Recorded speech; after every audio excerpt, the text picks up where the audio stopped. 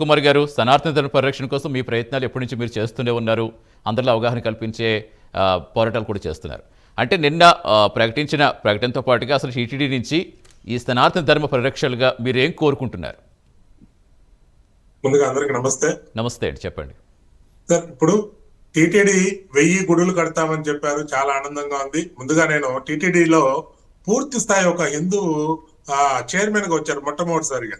ఒక పూర్తి హిందూ భావజాలం కలిగినటువంటి వ్యక్తి బిఆర్ నాయుడు గారు టీటీడీకి చైర్మన్ గా మొట్టమొదటిసారిగా వచ్చారు. మిగతా అందరూ కూడా సెక్యులర్ లో వచ్చారు, మొట్టమొదటిసారిగా ఒక హిందూగా వచ్చారు. కానీ ఆయనకి నేను ధన్యవాదాలు తెలియజేస్తున్నా. అట్లే సీఎం గారు కూడా ధన్యవాదాలు తెలియజేస్తున్నారు అలాంటి వ్యక్తిని నియమించినందుకు. కాకపోతే బిఆర్ నాయుడు గారికి అంత ఫుల్ ప్లేటెడ్ గా పవర్స్ కూడా ఇవ్వలేదని అనిపిస్తోంది.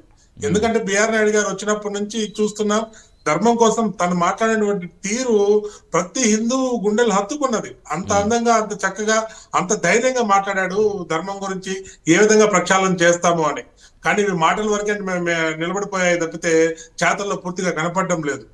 ఇప్పుడు మనకు హిందువులకు కావాల్సింది గుడి కాదండి, జ్ఞానం కావాలి. జ్ఞానం కావాలంటే దానికి తగ్గటువంటి ఒక విద్యాలయాలు కావాలి.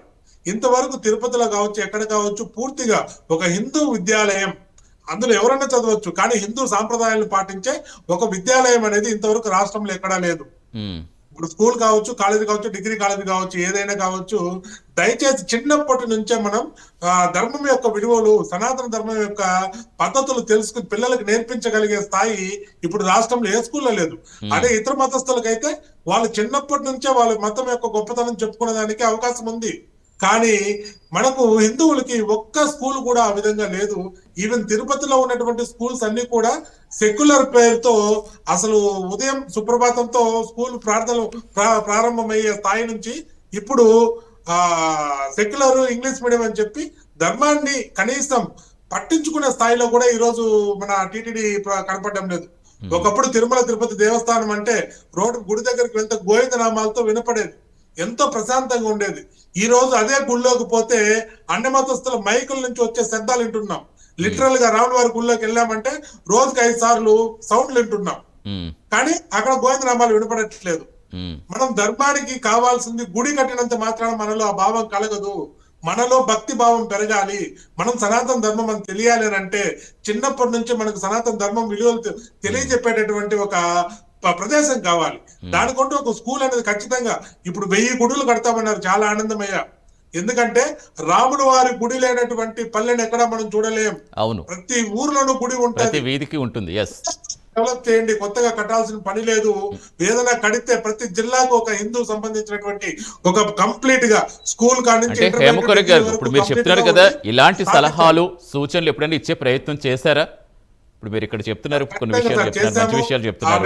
అంటే ఇప్పుడు టీటీడీ ఎప్పుడైనా సనాతన పరిరక్షణ కోసం అందరూ ప్రయత్నిస్తారు కాబట్టి మీలాంటి పరిరక్షకులను, సాధు సంతులను ఎప్పుడైనా కలిసి ఏం చేస్తే బాగుంటుంది సూచనలు ఏమైనా తీసుకోవటం ఇలాంటివి జరుగుతూ ఉంటాయా? ఖచ్చితంగా సార్, చేస్తూనే ఉంటాం. తిరుపతిలో ఏ కార్యక్రమం అన్నా ఏదున్నా కానీ మేము ఖచ్చితంగా టీటీడీ జేఓ దగ్గర కావచ్చు, ప్రభుత్వం దృష్టికి కానీ మేము తీసుకెళ్తున్నాం. అదే ఆ కృషితోనే మేము ముంతాజ్ హోటల్ కూడా పూజించడం జరిగింది. ఇదే విధంగా మేము చేస్తున్నటువంటి పోరాటాలు ఇదేమిరా అంటే, అయ్యా నేను ఒకటి అడుగుతాను ప్రభుత్వాన్ని కూడా. ఇప్పుడు మన టీటీడీ కూటమి ప్రభుత్వం ఉంది. ఈ కూటమి ప్రభుత్వం మనది సెక్యులర్ రాష్ట్రమే కదా, సెక్యులర్ రాష్ట్రం కదా అనేసి వైఎస్ఆర్సీపీ వాళ్ళకో కాంగ్రెస్ వాళ్ళకో మనం ఏమైనా పదవులు ఇస్తామా? పదవులు ఇవ్వం కదా. పదవులు అంటే మనకే ఇస్తాం, కానీ పథకాలు కావాలంటే ప్రజలకు అందరికీ ఇస్తాం. అలాంటిది మా హిందూ సంబంధించినటువంటి దేవాలయాల్లో సెక్యులర్ పేరుతో అన్ని మతస్థులకు ఎందుకు ఇస్తున్నారు? ఇవ్వడం వల్ల వీళ్ళు చూపిస్తున్నటువంటి నెగ్లిజెన్సీ కావచ్చు, వీళ్ళు చేస్తున్నటువంటి తప్పులు కావచ్చు, ఇవన్నీ కూడా ధర్మం మీద పడుతున్నాయి. నేను తిరుమలకి వెళ్ళేది, మనకు తిరుమల అనేది చాలా పవిత్రమైన ప్రాంతం. మనకు కంట్రోల్ పూర్తిగా అధికారులు కంట్రోల్ ఉండగలిగినటువంటి ప్రాంతం ఏదైనా ఉందంటే తిరుమల. అలాంటి తిరుమలలో కూడా అన్ని మతస్థులు యథేచ్ఛగా ఇప్పుడు కూడా తిరుమల లాంటి ప్రాంతంలో టాక్సీ స్టాండ్లు, తిరుమలలో టాక్సీ స్టాండ్లు ఏంటండి? అదేమన్నా RTC bus stand, railway station? Taxi స్టాండ్లు పెట్టుకొని అక్కడ అన్ని మతస్థులు తిష్ట వేసుకొని కూర్చొని ఉన్నారు. వాళ్ళే అక్కడ ఇప్పుడు మనం చూస్తున్నటువంటి మందు ఇవన్నీ కావచ్చు, ఇది జరుగుతున్నదంతా వాళ్ళ ద్వారానే. తిరుమలకి వెళ్లే వెహికల్స్ వారాల తరబడి కొండ మీద ఉండాల్సిన అవసరం ఏముంది? మరి అడుగడుగునా నిఘా సంస్థలు ఉంటాయి, అడుగడుగునా సీసీ కెమెరాలు ఉంటాయి. ఎందుకు యాక్షన్ తీసుకోలేకపోతారు అనుకో సీరియస్ గా? సెక్యులర్ అని పేరుతో ఏం జరుగుతుందంటే వచ్చే ప్రతి నాయకుడు ప్రభుత్వం మారిన ప్రతిసారి మా ఓడికి ఇన్ని తట్టలు, మా ఓడికి ఇన్ని బండ్లు, మా ఓడికి ఇన్ని తట్టలు, మా ఓడికి ఇన్ని బండ్లు, వ్యాపారంకు దృష్టితో చూస్తున్నారు తప్పితే టీటీడీ గాని అనుకుంటే విజిలెన్స్ కి ఆ పవర్ ఇచ్చేస్తే బిఆర్ నాయుడు గారికి వారం రోజుల్లో టీటీడీని క్లియర్ చేయగలుగుతారు. కానీ ఈ సెక్యులర్ భావజాలంతో తిరుపతిలో ఉన్న నాయకులు కూడా వాళ్ళకి సంబంధించినటువంటి ఇప్పుడు కొత్త తట్టలు అన్ని వచ్చాయండి. గతంలో కొన్ని తట్టలు పెరిగాయి, వెహికల్స్ పెరిగాయి. ఇప్పుడు వచ్చిన నాయకులు వాళ్ళకు సంపాదన ఉండాలి, గవర్నమెంట్ వాళ్ళకి ఏం జీతాలు ఇవ్వదు కాబట్టి సంపాదన తిరుమలలో చూసుకుంటున్నారు. కొత్తగా తట్టలు పెడుతున్నారు, బండ్లు పెడుతున్నారు.